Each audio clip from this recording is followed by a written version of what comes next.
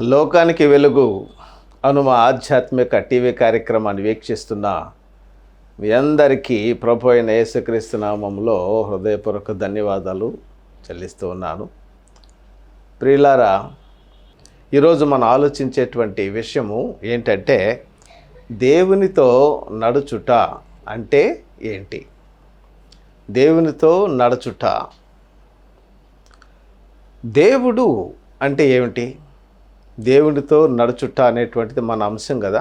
దేవుడు అనగానే చూడండి, మన బైబిల్ గ్రంథాన్ని ఒకసారి హెబ్రీ పత్రిక 12వ అధ్యాయము 29వ వచనంలో మనం చూడగలిగితే, దేవుడు అనగానే దహించు అగ్ని అని ఉందండి. దేవుడు దహించు అగ్ని అయి ఉన్నాడు. ఇప్పుడు దేవుడు అనే చోట మనం ఏం పెడదాము? దహించు అగ్ని. మన అంశం ఏంటి? దేవునితో నడుచుట అంటే అగ్నితో నడుచుట. అగ్నిని ముట్టుకుంటే ఏమవుతుంది? కాలుతుంది. ఏమండి? కట్టెలు బూడిద అయిపోతాయి. మరి అగ్నిని ముట్టుకుంటే కాలిపోతుంది కదా. మరి కాలిపోయేటువంటి అగ్నితో సహవాసమా? చూసారా? మరి దేవుడు అంటే అగ్ని. మరి అగ్నితో సహవాసం ఎలా ఉంటుందో ఆలోచించండి. ఇంకా క్రిందకి అలా ఆలోచిస్తూ వెళదాము. అగ్నితో నడిస్తే, అగ్నితో సహవాసం చేస్తే ఎలా ఉంటుంది? ఆదికాండము 5వ అధ్యాయము 22 వచనాన్ని ఒక్కసారి మనం చూడగలిగితే ప్రియులారా, హానోకు మెతూషలను కనిన తరువాత 300 ఏండ్లు దేవునితో నడుచుచు కుమారులను కుమార్తెలను కనెను. ఎన్ని సంవత్సరాలు నడిచాడండి దేవునితో? 300 సంవత్సరాలు నడిచాడు. దేవుడు అతనిని తీసుకొని పోయాను అని క్రింద భాగాల్లో చూస్తాం. దేవునితో నడిచాడు, దేవుడు తీసుకెళ్ళిపోయాడు అని కొంతమంది బైబిల్ అర్థం కాని వాళ్ళు ఏమన్నారంటే, ఈ సందర్భం దగ్గర హానోకు దేవునితో నడిచింది భూమి మీద కాదు, ఆ ఊర్లో బయలుదేరి నడుస్తూ వెళ్ళిపోయాడంటండి. నడుస్తూ వెళ్ళిపోయాడట, అలా తీసుకెళ్ళిపోయారు. అర్థం కాని వాళ్ళండి. పౌలు రాసినటువంటి పత్రికలు ఎవరికి అర్థం కాలేదు? విద్యావిహీనులకు అర్థం కాలేదు. అందులో పేతురు గారు ఒకరు. ఏమండి? చదవలేని ఆయన కదా. కాబట్టి బైబిల్ జ్ఞానం ఉండాలి. కొంతమంది దేవుని సేవకు పిల్లల్ని ఇచ్చేటప్పుడు ఏం చేస్తారంటే, ఒక తల్లికి 3 కుమారులు ఉన్నారట. ఒక కుమారుడిని, పెద్ద కుమారుడట డాక్టర్ చదివారటండి. డాక్టర్ అయ్యాడు. రెండో కుమారుడట ఇంజనీర్ అయ్యాడట. 3వ కుమారుడు 10 తప్పాడంటండి. 10 తప్పి ఉన్నాడు, 10కి దాటలేకపోతున్నాడు. ఇప్పుడు దేవునికి ఇవ్వాల్సింది ప్రథమ ఫలం ఇవ్వాలి. డాక్టరు చదివేటువంటి అబ్బాయిని, అయ్యా వైద్యం పక్కన పెట్టలేదా, వైద్యం చేస్తూ దేవుని సేవ చేయి అని ఎంతమంది లేరండి వైద్యాన్ని వదిలేసి దేవుని సేవ చేసినటువంటి వాళ్ళు. కాబట్టి చిన్నపిల్లలు ఇస్తారు. ఆడు ఫెయిల్యూర్ క్యాండిడేట్ కాబట్టి బైబిల్ సరిగ్గా అర్థం కాదు, ఆడేం బోధిస్తాడండి? ఆలోచించారా? కాబట్టి హానోకు భూమి మీద దేవునితో నడుచుచు కుమారులను కన్నాడు. దేవుడు అతనిని తీసుకొని పోయాను. దేవుడితో నడిచాడు కాబట్టి దేవుడు తీసుకెళ్ళాడు అనేటువంటి మాట మనం చూస్తున్నాం. చూడండి, దేవునితో నడవటం అంటే నేను పరిశుద్ధుడను కనుక మీరును పరిశుద్ధులుగా ఉండండి. కాబట్టి దేవుని దగ్గరికి వస్తే అగ్ని ఏం చేస్తుంది? అగ్ని కాలుతుంది. కాలేటువంటి అగ్నిలో మనం ఉన్నప్పుడు ఏం జరుగుతుందో చూసుకుంటూ వెళదాం. అప్పుడప్పుడు మన ఇస్త్రీ పెట్టిని చూస్తూ ఉంటాం. బొగ్గులేస్తూ ఉంటాడు. ఓపెన్ చేసి ఆ బూడిదని పారిపోయడానికి చూస్తే దానిలో కొన్ని బొగ్గులు వేస్తూ ఉంటాడు. అవి మండుతూ ఉంటాయి. అంటే కొన్ని మండేటువంటి బొగ్గులలో మండని బొగ్గు వేస్తే ఏం జరుగుతుంది? అది కూడా మండేటువంటి బొగ్గు అయిపోతుంది. ఇప్పుడు మండేటువంటి దేవుడు దగ్గరకు, సహవాసం దగ్గరకు వెళితే మనము కూడా ఏమవుతాం అన్నమాట? దేవునితో నడిస్తే నీవు కూడా అగ్నిలాగా మారిపోతావు. నిర్గమాకాండము 34వ అధ్యాయము 28వ వచనంలో మోషే గారు 40 రేవిం బగళ్ళు యెహోవాతో ఉండెను. 29వ వచనము, మోషే ముఖ చర్మము ప్రకాశించెను. చూసారా? దేవునితో 40 రాత్రింబవళ్ళు మోషే గారు ఉన్నప్పుడు మోషే ముఖము ప్రకాశంగా మారిపోయిందంటే మండింది ముఖం, మండటం వల్ల వెలుగుగా ఉంది. ఆ వెలుగుగా ఉన్నటువంటి ఆ ముఖముతో వస్తూ ఉంటే వీళ్ళు చూడలేకపోయారటండి ఆ ముఖాన్ని. నీవు కూడా దేవునితో మండితే నీ ముఖాన్ని చూడలేరు.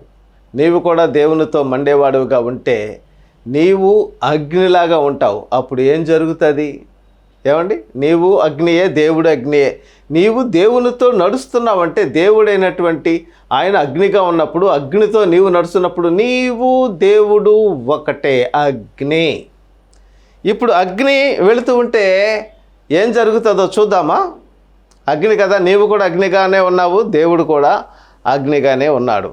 ఇప్పుడు ఇద్దరు కలిసి నడుస్తున్నారు. అప్పుడు ఏం జరుగుతుందో మీకా గ్రంథము 1వ అధ్యాయము 4వ వచనం. ఆయన నడువగా అగ్నికి మైనము కరుగునట్లు పర్వతములు కరిగిపోవును. పర్వతములు దేనికి సాదృశ్యంగా ఉన్నాయి? కరిగిపోయేటువంటివి. అంటే కరిగిపోతున్నాయి. మరి నువ్వెందుకు కరిగిపోలేదు? నువ్వు కూడా కరిగిపోవాలిగా. అంటే నీలో ఉన్నాయి కొన్ని కరిగిపోయినాయి. నీ హృదయంలో ఉన్నటువంటి కొన్ని చెత్త కరిగిపోయింది. పనికిరాని చెత్త అంతా కరిగిపోయింది. పనికొచ్చేటువంటిది వాడివిగా నీవు ఉన్నావు. ఇప్పుడు అగ్నిలాగా ఉన్నావు. అంతకుముందు పనికిరాని చెత్త అంతా ఉంటుంది, ఇప్పుడు చెత్తతో లేవు. నీవు దేవుని యొక్క ఆలోచనలు, నీ ఆలోచనలు ఒకటిగానే ఉన్నాయి. కాబట్టి దేవునితో నడుస్తూ ఉన్నావు. నీ అడుగుపడిన పర్వతము మైనములాగా కరుగుతుంది. దేవుని అడుగుపడిన పర్వతం అనేది కరుగుతుంది. అంటే నీకు ఉన్నటువంటి ఇబ్బందులు, నీకున్నటువంటి బాధలు, నీకున్నటువంటి సమస్యలు, నిన్ను వేధించేటువంటి సమస్యలన్నీ కరిగిపోతాయి. ఎప్పుడు? దేవునితో సహవాసం చేసినప్పుడు. దేవునితో సహవాసము అంటే అగ్నితో సహవాసము, దేవునితో నడక అంటే అగ్నితో నడక. కాబట్టి దేవునితో నీవు నడవడానికి ఇప్పుడు వరకు ఒకవేళ అగ్నిలాగా మండే స్థితిలో నువ్వు లేకుండా ఉంటే ఇప్పుడు నుంచైనా మండటం నేర్చుకో, దేవునితో సహవాసం చేయటం నేర్చుకో. నేను పరిశుద్ధుడను కనుక మీరును పరిశుద్ధులుగా ఉండండి. నేను అగ్ని కాబట్టి మీరు కూడా అగ్నిగా మారిపోవాలి. ఇకపోతే అగ్నితో సహవాసము, అగ్ని అంటూ ఉన్నాము. ఇంతకీ మనంతటగా మనము అగ్నిలోనికి వెళుతూ ఉన్నప్పుడు కొంచెం ఆలోచించుకోవాలండి. మనం స్వతహాగా అగ్నిలోకి వెళుతున్నప్పుడు అగ్ని అనేది ఎవరినైనా కాలుస్తుంది. మరి ఈ కాలటం అగ్ని అంటే ఏంటో పేతురు గారు ఒక విషయం అనుభవపూర్వకంగా రాశారు. చూడండి, పేతురు 1వ పత్రిక 4వ అధ్యాయము 12వ వచనంలో, ప్రియులారా, మీకు కలుగుచున్న అగ్ని వంటి మహాశ్రమలను గూర్చి మీకేదో ఒక వింత సంభవించినట్లు ఆశ్చర్యపడకుడి అన్నాడండి. అగ్ని వంటి మహాశ్రమలను మనలను కాలుస్తూ ఉంటాయి. అప్పుడు మనలో దేవునికి ఇష్టం లేనివి, మన ఇష్టానుసారంగా మనము ప్రవర్తిస్తూ ఉంటాం. మన ఇష్టము. ఆ ధనవంతుడు లాజరు దగ్గర ఆ జీవితకాలం అంతా ధనవంతుడు చేసినటువంటి ఒకే ఒక్క తప్పేంటంటే నీవు నీ జీవితకాలం ముందు నీ ఇష్టానుసారముగా నీ ఇష్టాన్ని నెరవేర్చావు, సుఖపడ్డావు. ఏమండి? అది అతను చేసినటువంటి తప్పు. అది అందుకే దేవుని దగ్గర రాలేకపోయాడు. రైట్. ఒక్కసారి యోబు గారిని మనం ఆలోచించగలిగితే, యోబు గారు స్వతహాగా తనంతటక తాను అగ్నిలోకి వెళ్ళాడండి. అగ్నిలోనికి వెళ్ళిపోయాడు. అంటే దేవునితో ఐక్యము, దేవునితో కలవటము, దేవునితో సహవాసము, దేవునితో ఒకటిగా. భార్యాభర్తలు అంటే ఒక శరీరము, ఏక శరీరము అంటారు. ఒక శరీరమేనంట. ఇద్దరుగా ఉంటారు, ఒకే ఆలోచన, ఒకే తలంపు, ఒకే మనసు. అలాగే మనము దేవుడు, నీవు, ఇప్పుడు నేను దేవుడు లేదా నీవు దేవుడు, ఇద్దరుగా ఉన్నటువంటి వాళ్ళు ఒకే ఆలోచన, ఒకే తలంపు, ఒకే మనస్సులోకి రావటం. అది సహవాసం అంటే. ఇద్దరు కలిసి చేస్తారు ఏ పనైనా సరే. ఆ విధంగా యోబు గారు స్వతంత్రంగా తనకు తానుగా వెళ్ళాడండి. అలా వెళ్ళటం వల్ల ఏం మాట్లాడాడు తెలుసా అండి? ఆయన ఏ సమాచారం, ఏ విధమైనటువంటి సందేశం ఇచ్చాడో చూసారా? చూద్దాము. యోబు గ్రంథము 23వ అధ్యాయము 10వ వచనంలో, నేను నడుచు మార్గము ఆయనకు తెలియను, ఆయన నన్ను శోధించిన తరువాత నేను సువర్ణము వలె కనబడుదును. అంటే మొట్టమొదట శోధిస్తాడండి. దేవుడు తనతో సహవాసం చేయాలంటే, మనతో సహవాసం చేయాలంటే, తనతో ఎవరైతే సహవాసం చేయాలనుకుంటారో వాళ్ళను పరీక్షిస్తాడు. ఇప్పుడు డ్రైవరు ఉన్నాడు, డ్రైవింగ్ ఉద్యోగం మనం ఇవ్వాలి. ఇప్పుడు నాకే డ్రైవర్ కావాలి. అప్పుడు ఏం చేస్తాం? నీకు డ్రైవింగ్ వచ్చా అంటే అన్నీ వచ్చి అంటాడు. పదా ట్రైల్ చేద్దాం పదా అని అతను డ్రైవింగ్ చూస్తాం. ఇక్కడ తిప్పు ఈ టర్నింగ్ వంకర మలుపు దగ్గర తీసుకెళ్ళి ఆ విధంగా పరీక్షిస్తాం. ఓకే, ఇక్కడ తోలగలుగుతున్నాడు, పద కొండెక్కుదాం పద అంటాడు.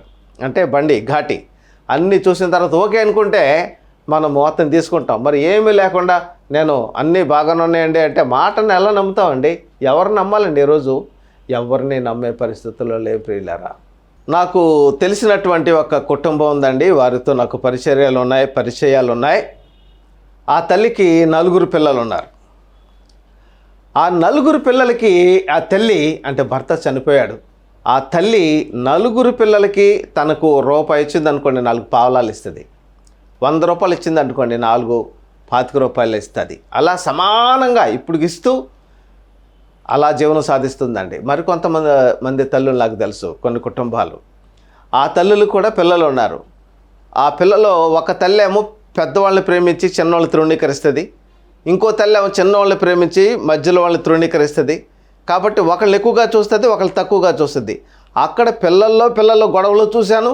తల్లికి పిల్లలకి ఎవరైతే ప్రేమించదో వాళ్ళకి గొడవలు కూడా చూశాను నేను. ఎందుకు? ప్రేమ, తల్లిలోనే ప్రేమ లేదు. కాబట్టి పిల్లలు ఎలా వస్తుంది? కాబట్టి దేవునితో మనం సహవాసం చేసినప్పుడు దేవుడు ఏం చేస్తాడు? పరీక్షిస్తాడు. యోబుని పరీక్షించినప్పుడు యోబు ఒకే మాట అన్నాడు, దేవుడు నన్ను శోధించిన తర్వాత నేను సువర్ణము వలె కనబడుదును. ఇప్పుడు అబ్రహామును మొట్టమొదటగా విశ్వాసుల తండ్రి నీవే అని అనలేదండి. విశ్వాసుల తండ్రి అవ్వడానికి, విశ్వాసము ఎంతో పరీక్షించడానికి తనకు మరి చాలా ఏళ్ళు పైబడినటువంటి పరిస్థితుల్లో ఒక బిడ్డను దేవుడిచ్చాడు కదా. అతను ఏం చేస్తాడో తెలుసా అండి? ఆస్తి కంటే ఎక్కువగా, భార్య కంటే ఎక్కువగా బిడ్డని ప్రేమిస్తాడండి. ఎందుకంటే ఆస్తి మీద ఉండదు, భార్య మీద ఉండదు, ఆ బిడ్డ మీదే పంచ ప్రాణాలు ఉంటాయి. ఆ ప్రాణాలన్నీ కూడా బిడ్డ మీద ఉంటాయి. దేవుడు నువ్వు దేన్నైతే ఎక్కువగా ప్రేమిస్తున్నావో దాన్నే అడుగుతాడు. ఇస్తావా? ఇవ్వ అంటే నాకంటే ఎక్కువగా నువ్వు ప్రేమిస్తున్నావా నన్ను? నాకంటే ఎక్కువగా నీ కుమారుడి కంటే ఎక్కువగా నన్ను ప్రేమిస్తున్నావా అని. అప్పుడు నీ ఒక్కగానే ఒక కుమారుడిని ఇచ్చేయి అంటే కత్తెత్తాడండి. రక్తం చిందించుకునే కత్తిలో ఆవులు పెడితే శాపగ్రస్తుడు. కాబట్టి కుమారుడిని ఇచ్చేశాడు, ఉపమాన రీతిగా పొందుకున్నాడు. కాబట్టి యోబు దేవునితో సహవాసం చేసి ఏం చేశాడు? సువర్ణంలాగా, బంగారం అండి నేను బంగారము, పాత బంగారం ఇచ్చి కొత్త బంగారు కొనడానికి ఆ కొలిమి దగ్గరికి వెళ్ళి చూశానండి. చాలా ముద్దుందండి. అదంతా కరిగిన తర్వాత చిన్న పావలా బిళ్ళలాగా అయిపోయిందండి అది. అంటే ఎంత పోయింది దానిలో? అది దేవుడు ఎందుకు శోధన అనేది నీ జీవితంలోకి తీసుకొస్తాడంటే, అగ్ని వంటి మహాశ్రమలు అగ్నిలో నువ్వు ఎందుకు కాలుస్తాడంటే, నా దగ్గర ఉన్నటువంటి అగ్నితో నేను మండుచున్నటువంటి ఈ మంటకు ఉంటాడా ఉండడా, అందుకని ముందుగానే ఆ మంట అనేది పెట్టి ఆ మంటకు సరిపడినటువంటి రీతిగా నిన్ను తయారు చేసి అప్పుడు దగ్గరికి పెట్టుకుంటాడు ఆయన. అప్పుడు ఇక దేవునితో సహవాసం చేసేటువంటి వ్యక్తి అంటే దేవుడు ఎంత మంట కలిగి ఉన్నాడో అంత మండేటువంటి వ్యక్తి. ఇంతకీ ఇప్పుడు మంట అంటే ఏంటి? దేవునితో నడుచుట అంటే ఏంటి? మండటం అంటే ఏంటంటే ప్రార్థన అండి. ఈరోజు సంఘాలలో చూసినా, వ్యక్తిగత జీవితాల్లో చూసినా, క్రైస్తవులో ఉండి పేరు పెట్టుకునేటువంటి కుటుంబాల్లో చూసినా ప్రార్థన కనబడతలేదండి. సంఖ్య కలిగినటువంటి ప్రార్థన 24 గంటలు, ఎన్ని గంటలు నువ్వు ప్రార్థన చేయగలుగుతున్నావు? ప్రశస్తమైనటువంటి సమయాన్ని నువ్వు దేవునికి ఇవ్వగలుగుతున్నావా? దేవునితో సహవాసం. అప్పుడు దేవుడు ఎంత గొప్పవాడో, దేవుడు చేసేటువంటి పనులు ఎలా ఉంటాయో మనకు అనుభవపూర్వకంగా మనకు తెలిసింది. ఈ విధంగా ఎప్పుడైతే మనం ప్రార్థనలో ఉంటామో ఏం జరుగుతుందో తెలుసా అండి? యోబుని సాతాను ఏం చేయలేకపోయిందండి. కారణం, దేవుడు ఎంత మంటలో ఉన్నాడో అంత మంటలో, అంత అగ్నితో మండుతున్నాడు. ఆ మంటకు సాతాను ముట్టుకోలేకపోయిందండి. యోబును ముట్టుకోలేకపోయింది. కారణం, దేవునితో సహవాసం చేస్తున్నాడు, మండుతున్నాడు. హానోకును ముట్టుకోలేకపోయింది. దేవుడు తీసుకెళ్లేంత వరకు ఏం చేయలేకపోయింది. ఇక మనకు యోసేపు తెలుసు. యోసేపును కూడా పాడు చేయాలని, యోసేపును కూడా నాశనం చేయాలని, ప్రార్థనా జీవితాన్ని పాడు చేయాలని, అతన్ని ఆర్పేయాలని మండుచూ ఉన్నటువంటి ఆ యోసేపును, దేవునితో సహవాసం చేస్తున్నటువంటి ఆ యోసేపును కూడా పాడు చేయాలని ఎన్నో రకాల ప్రయత్నాలు చేసింది.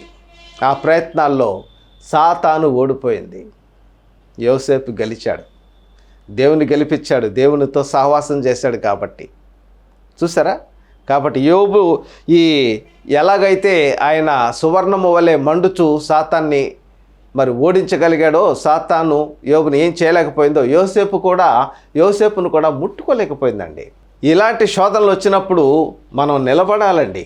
అగ్నికి మైనము కరిగినట్లుగా మన సమస్యలు, మన ఇబ్బందులు, బాధలు కరిగిపోయి మనము కూడా మండుచున్నటువంటి ఆ బంగారం ఉందే, అది ఎంత అగ్నిలో 24 గంటలు వేసినా 24 గంటల తర్వాత ఆ బంగారం తీస్తే ఎంత బంగారం అయితే ఉదయం మనం కాలవడానికి వేసాం అంతే ఉంటుందండి, తరగదు.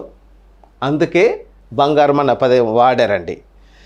ఒకసారి ఏజెన్సీ ప్రాంతం అండి, నాకు తెలిసినటువంటి సువార్తల ప్రాంతానికి వెళుతూ ఉన్నప్పుడు అటు చాతబడులు ఎక్కువ చేస్తారు. ఈ చిల్లంగి, బాణామతి ఇవంటారు, అంటే దయ్యాలను మనుషుల మీద ప్రయోగిస్తారట. అక్కడ ఒక వ్యక్తి మామూలుగా ఉన్నాడు, సేవ చేస్తూ ఉన్నాడు. అయితే ఇతరులకు అతని యొక్క శక్తి తెలియదండి, అతని ప్రార్థనా జీవితం తెలీదు.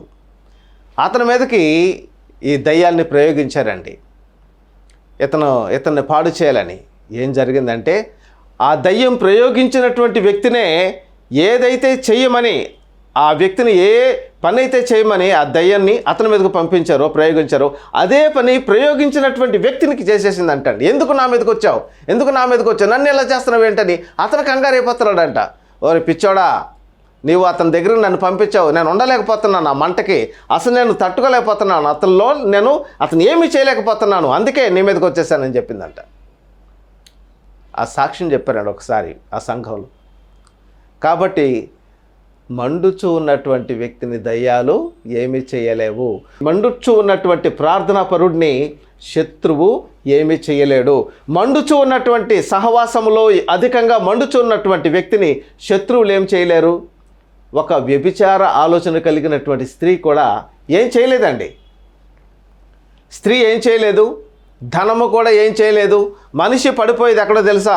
పేరు, డబ్బు, స్త్రీ, ఈ మూడింటి దగ్గరేనండి. ఈ 3 విషయాల్లో ప్రార్థనాపరుడు అస్సలు వాటిని పట్టించుకోడండి. ఉన్నతమైనటువంటి స్థితికి వెళ్ళిపోతూ ఉంటాడు, మండుతూ ఉంటాడు. లస్ట్ అంటారు వాటిని, చిన్నగా చూస్తూ ఉంటాడు. అందుకే ఈ ప్రార్థనాపరుడు, మండుచూ ఉన్నటువంటి ప్రార్థనాపరులు ఆటోమేటిక్గా ధనానికి వారసులు అయిపోతూ ఉంటారండి. యోసేపు ఏమండి, నన్ను ప్రధాని, నేను నాన్న ఇదిగో తమ్ముళ్ళు, ఈ అన్నయ్యలో వీళ్ళందరూ ఇలా చేశారు, నేను ఐగుప్తుకి వెళ్తున్నాను, ప్రధాని అయిపోతాను చెప్పాడు ఏంటండి? ఏమంటే చెప్పాడా? నేను ప్రధాని అయిపోతాను, నేను అంత దేశానికే గొప్ప అధికారిని అవుతానని చెప్పాడా? అతని ప్రార్థన జీవితము అతనిని దేశము కాని దేశానికి ప్రధానిని చేసింది. మండేటువంటి వ్యక్తులు ఒక నన్ను అడిగాడండి, మీరు ఎక్కడ మీటింగ్కి వెళ్ళినా ₹1 తీసుకోరట కదండి అని మామూలుగా అడిగాడు. తీసుకోను. ఎక్కడి నుంచి వస్తుందండి మీకు అన్నాడు. మీరు ఎన్ని గంటలు ప్రార్థన చేస్తారని అడిగానండి. ఏంటంటే తినేటప్పుడు ప్రార్థన చేస్తాను, ప్రార్థన చేస్తాను, రాత్రి లేచినప్పుడు ప్రార్థన చేస్తాను. ప్రార్థన అందరూ చేసేలాగా నేను ఉన్నానండి అంటే అదే తప్పు. నువ్వు ప్రస్తుతానికి నేను చేసేటువంటి ప్రార్థన అయితే సుమారుగా నేను ప్రశస్తమైనటువంటి సమయంలో రాత్రి 12 గంటలకు రోజు ప్రారంభమవుతుంది కదా, ఈ ఉదయం 8 గంటలలోపు కనీసంగా నేను ఒక 3 గంటలు కనీసంగా ప్రార్థన చేస్తాను. మిగిలిన సమయంలో 1 గంట ఇక బైబిల్ స్టడీ అంట, మరొక గంట, ఈ విధంగా నేను ప్రార్థన చేసుకుంటూ ఉంటా. సుమారుగా 5 అవుతుంది, కానీ 4 లెక్కేసుకుంటున్నాను నేను. బైబిల్ చదువుకోవటము, బైబిల్ రీడింగ్లో కూడా మరి కొంత సమయం గడుపుతా. నీవు ఒక్కసారి నాకులాగా 1 నెల గడిపి చూడు, ఆ తర్వాత నేను ఇచ్చినటువంటి స్టేట్మెంట్ నువ్వు ఇస్తావని చెప్పాను. చేసి అనుభవిస్తే కదండి తెలుస్తుంది. డబ్బు ఎలా వస్తుందా? నువ్వు అనుభవించో, ఈ అనుభవంలోకి రా, అప్పుడు డబ్బు ఎలా వస్తుందో తెలుస్తుంది. కాబట్టి దయ్యాన్ని ప్రార్థనాపరుడి మీదకి ప్రయోగించిన దయ్యం ఏమీ చేయలేదు, అగ్ని కాలిపోతారంతే. ఇక ఒక మంచి విషయం చూద్దామండి. మోషే ఇశ్రాయేలీయుల మీద అధికారిగా వాళ్ళని నడిపించడానికి ఉన్నప్పుడు, నీవేనా మేము నడిపించలేబట్టి నిన్ను అని అతనికి ముగ్గురు అతని మీదకి లేచారండి. ఎవరో తెలుసా? ఒక వ్యక్తి కోరహు, రెండో వ్యక్తి దాతాను, 3 అభిరాములండి. సంఖ్యాకాండం 16:35 మనం ఆ సందర్భాన్ని చూడవచ్చు. అప్పుడు ఏం జరిగిందో తెలుసా అండి? నేను ఎంచుకున్నటువంటి, నాతో సహవాసం చేస్తున్నటువంటి మోషే మీదకి మీరు లేస్తారా అని చెప్పేసి యెహోవా యొద్ద నుండి అగ్ని వచ్చి అతనితో పాటు 250 మంది నిన్ను మేము సపోర్ట్ చేస్తాం, మోషేనేంటి అని తయారయ్యారంటండి. ఈ 250 మందిని, ఈ ముగ్గురిని కలిపి యెహోవా యొద్ద నుండి అగ్ని వచ్చి కాల్చిపారేసిందండి. చూసారా? అగ్ని ఏం చేస్తుంది? నీకు ఎవరైనా విరోధంగా లేస్తే నీవు దేవునితోనే ఉండు, దేవుని యొద్ద నుండి అగ్ని వచ్చి నీ శత్రువుని కాలుస్తుంది. ప్రార్థన పరులకు గొప్ప విషయం ఏంటి తెలుసా? నీకు శత్రువులు ఎవరైనా ఉంటే అందుకే క్షమించమన్నాడండి. నీవు శత్రు మీద పగ తీర్చుకుంటే అగ్ని ఎలా వస్తుందండి? ఆలోచించండి, కాస్త బుర్ర పెట్టి ఆలోచించండి. ఆలోచన అనేది నీకు ఎంతో జ్ఞానాన్ని ఇస్తుంది. కాబట్టి దేవుడు తలుచుకుంటే, దేవుడు పని చేయాలంటే నువ్వు మండాలి. దేవుడు పని చేయాలంటే నువ్వు ప్రార్థనాపరుడు కావాలి. నువ్వు ప్రార్థనాపరుడుగా ఉంటేనే దేవుడు పనిచేస్తాడు. నువ్వు ప్రార్థనాపరుడుగా ఉంటేనే సాతానుని దేవుడు వెళ్ళగొడతాడు. ఈ మంట అనేది వెళ్ళగొడుతుంది. కాబట్టి నువ్వు మండకుండా ఉంటే సాతాను నిన్ను ఫుట్బాల్ ఆడుకుంటుంది. నీ శత్రువు నిన్ను ఫుట్బాల్ ఆడుకుంటాడు. కొన్ని కుటుంబాలలో భార్యకి భర్తకి పడదు. భార్య భర్తను ఫుట్బాల్ ఆడుకుంటూ ఉంటుంది, పిల్లల తండ్రిని. ఏమండి? కాబట్టి ప్రార్థనాపరుడిని భార్య కాదు కదా, ఎవరు ఏం చేయలేరు. అన్ని విషయాల్లో ఉన్నతమైనటువంటి స్థాయిలో వాళ్ళు ఉంటారు. కాబట్టి విరోధంగా లేచినటువంటి వారిని ఏం చేసింది? అగ్ని కాల్చి పాడేసింది. ఏలియా గారు, మీరు 2 తలంపుల దగ్గర ఉండకండి. ఏమండి? 2 తలంపుల దగ్గర ఉండకండి. యెహోవా దేవుడైతే యెహోవాని ఆశ్రయించండి, బయలు దేవుడైతే బయలు దగ్గరికి వెళ్ళని పెట్టినప్పుడు, ఆయన ప్రార్థన చేసినప్పుడు ఏమండి? అగ్ని దిగి దేన్ని కాల్చేసిందో చూడండి ఒకసారి. 1 రాజుల గ్రంథము 18:38 మొట్టమొదటిగా ఏలియా ప్రార్థనకు యెహోవా అగ్ని దిగి మొదటిగా దహన బలి పశువును, రెండవదిగా కట్టెలను, మూడవదిగా రాళ్లను బుగ్గి చేసి, నాలుగవదిగా నీటిని ఆరిపోజేసిందండి. అగ్ని దిగింది ఆయన ప్రార్థన చేస్తే. కాబట్టి నేను దేవునితో ఎంత ఎక్కువగా మండగలిగితే ఆ సమస్యలన్నీ ఎదుగో నీటిలాగా ఆరిపోతాయి. ఇబ్బందులు అనేటువంటివి, నిన్ను బాధించేవి, నీకు వ్యతిరేకంగా ఉన్నటువంటివి రాళ్లలాగా బుగ్గైపోతాయి, కట్టెల్లాగా బూడిదైపోతాయి. దహన పశువు బలిమాంసం కాలిపోయినట్టు కాలిపోతాయి. ఏలియా లాంటి ప్రార్థన, యేసుక్రీస్తు లాంటి ప్రార్థన, యోసేపు లాంటి ప్రార్థన నువ్వు కలిగి ఉండగలవా? ఆలోచించండి. నువ్వు మండగలిగితే నీకు సమస్యని కానీ, బాధని కానీ, ఇబ్బంది కానీ, శత్రువులు కానీ అస్సలు కాలిపోయి బూడిదైపోతాయి. నీ ముందు ఏమీ ఉండవు. దానియేలు గ్రంథంలో మనం 3 వ్యక్తులు చూస్తామండి. షడ్రకు, మెషాకు, అబేద్నెగో అనేటువంటి వారు. ఈ 3 ఒక విషయం వచ్చేసరికి ఎవరైతే నమస్కరించలేదో వాళ్ళు అగ్నిగుండంలో పడవేస్తారని చెప్పి రాజు గారు ఆజ్ఞ ఇచ్చారు. ఏమండి? ఈ షడ్రకు, మెషాకు, అబేద్నెగో అనేటువంటి వాళ్ళు ఆజ్ఞ తెలిసి కూడా మేము దేవునినే ఆరాధిస్తాం, దేవునితోనే సహవాసం చేస్తాం, ఆయనతోనే మండుతాం, నువ్వు నన్ను ఏం చేసుకుంటా చేసుకో, అగ్నిగుండమా ఈ అగ్నిగుండాలు అన్నారండి. ఇప్పుడు ఒక విషయం చెప్తా చూడండి. ఆల్రెడీ వాళ్ళు అగ్నిలో నుంచి అగ్ని లాంటి మహాశ్రమలను సహించి వచ్చేసారండి. అగ్ని ఎలా ఉంటుందో వాళ్ళకి తెలుసు. ఆ అగ్ని వాళ్ళు ఏం చేయలేకపోయింది.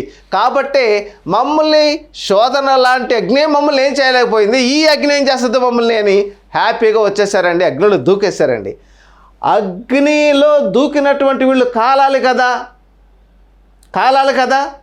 మరి అగ్నిలో కాలలేదు అంటే దేవుడు అగ్ని అయి ఉన్నాడు, దేవునితో నడిచేటువంటి వారు కూడా అగ్ని అయి ఉన్నారు. కాబట్టి అగ్ని నీళ్ళల్లో నీళ్లు పోసేవండి, ఎందుకు ఆరిపోతాయండి నీళ్ళు? నీళ్ళకి మంట పెట్టామనుకోండి ఆవిరైపోతాయి. మంట నీరు వ్యతిరేకం.